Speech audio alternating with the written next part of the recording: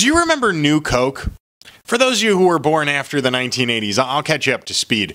New Coke was the unofficial name of the reformulation of Coca-Cola in 1985.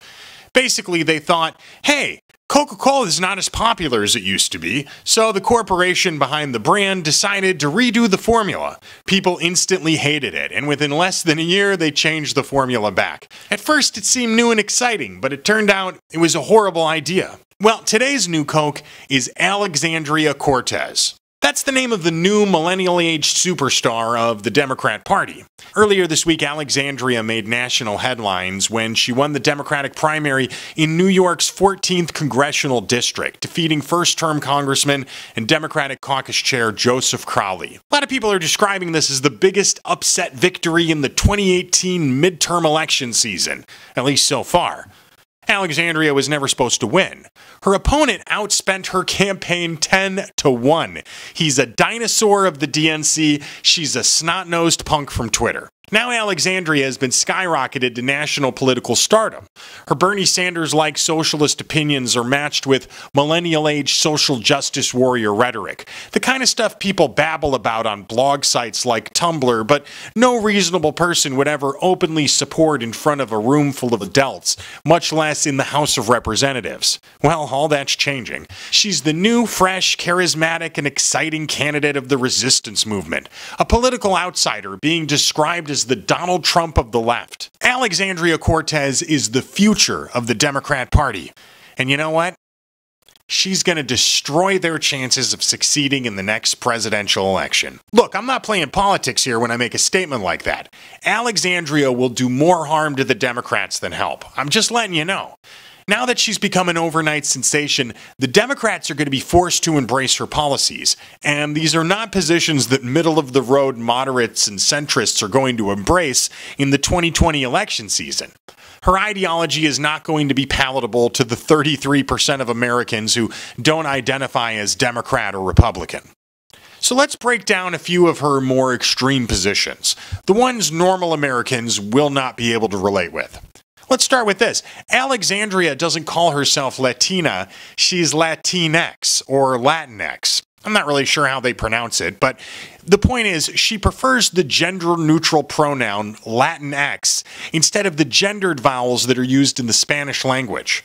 Ending a word with O when it's masculine or an A when it's feminine implies that there are only two genders, and as any woke activist will tell you, that way of thinking is hurtful to the other 63 genders. I know, it's ridiculous. In case you aren't catching what I'm putting down here, one of Alexandria's positions is that the Spanish language needs to change. Now, does that sound like something moderates will be able to relate with when they're walking into a voting booth in a few months or a couple of years?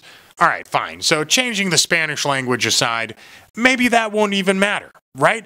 Actually, there's more. Alexandria also wants to do away with immigration customs enforcement, ICE. It's a little thing in the federal government that they use to help keep the country and our immigration laws intact. Alexandria seems to believe that the only thing ICE ever does is break up families and deport hardworking mom and dads whose only crime is that they didn't fill out the proper paperwork when they came to America. A lot of MSNBC and CNN viewers share this opinion of ICE. After all, the only time they ever hear about the organization is when there's very rare occasions that ICE might detain someone who wasn't necessarily a threat to society. Well, in reality, the day-to-day routine of your average ICE agent differs a bit from that perspective. ICE plays a pivotal role in stopping human trafficking, modern-day slavery, cartels, kidnappings, violent criminals who are wanted in other countries but aren't supposed to be in America, pedophiles, and people who exploit women and children. Getting rid of ICE might seem nice to people who don't know what they're talking about, but much like the police, these guys do a lot more good for society than harm. Nobody's perfect, but ICE is definitely serving a service to this society. Moving along. Let's not overlook the fact that Alexandria is a socialist. If I was going to turn this video into a diatribe about the problems of socialism, we'd be here all day. Socialism has never worked anywhere on Earth at any point in history. It's definitely not going to work in this part of the world. Alexandria claims to be against authoritarianism, but socialism is literally authoritarianism. It's an ideology based on the idea that you need to share all of your property with society. The government knows what's best for you and your wealth, according to the socialists. Higher taxes, more spending, and less individual rights and freedoms. That is the mindset of socialism.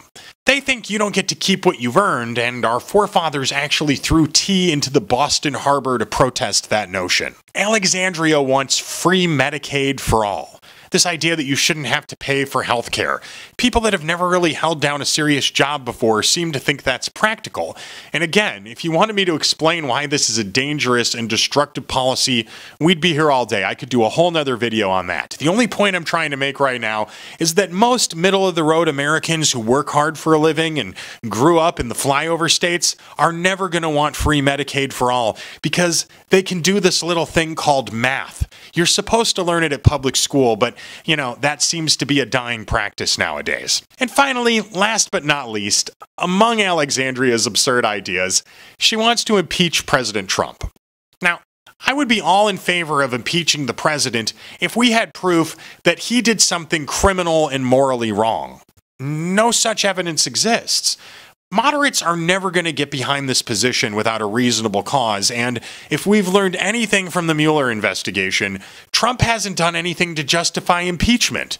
The poll results are very clear on this. Most Americans are bored with the Mueller investigation, and the Democrats are all disappointed with the results of what seems to be the outcome. Arresting a couple of people who aren't even part of Trump's cabinet isn't going to hurt his presidency.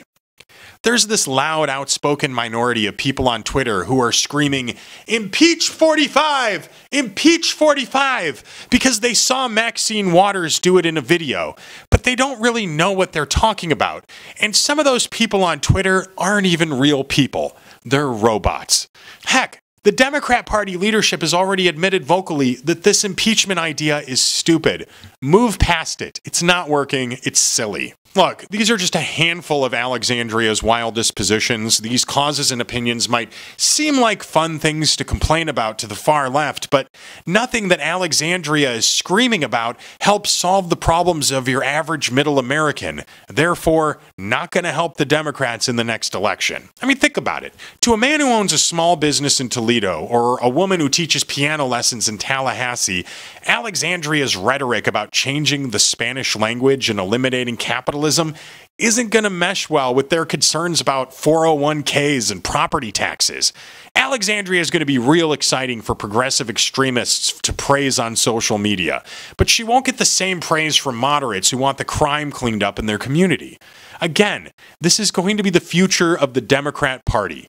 Alexandria is their new star. These are their positions. They own them. They're going to move farther to the left of center in the opposite direction of the rest of America. The Democrat Party does not represent the average person's ideals right now. Trump won across the nation by supporting populism. Alexandria won in a smaller community by supporting socialism. One of these things is not like the other. And much like driving a car in the wrong direction down a street, Alexandria's policy positions will demolish the DNC's chances in 2020, and probably again in 2022 or 2024 if they're not careful. And if you don't believe me, I'll leave you with this. It's already happening. Yesterday on CNN, New York Junior Senator Kirsten Gillibrand said, now that Joe Crowley has lost, she regrets not supporting Alexandria during the primaries. Heck, she's even ready to embrace Alexandria's craziest idea, the call to end ISIS, which would almost instantly increase the number of underground forced labor and sex slavery around the country. She's also got some positions that are even to the left of Bernie Sanders. She wants to get rid of ICE. Now, what are you going to do with your party if you do come into a majority and you have a significant number, or at least an influence, of people who have that kind of a position? Well, I agree with it. I don't think ICE today is working as intended. Well, you think you should get rid of the agency? I believe that it has become a deportation force. Good job, Kirsten. Great policy for you to defend, and thanks for proving me right.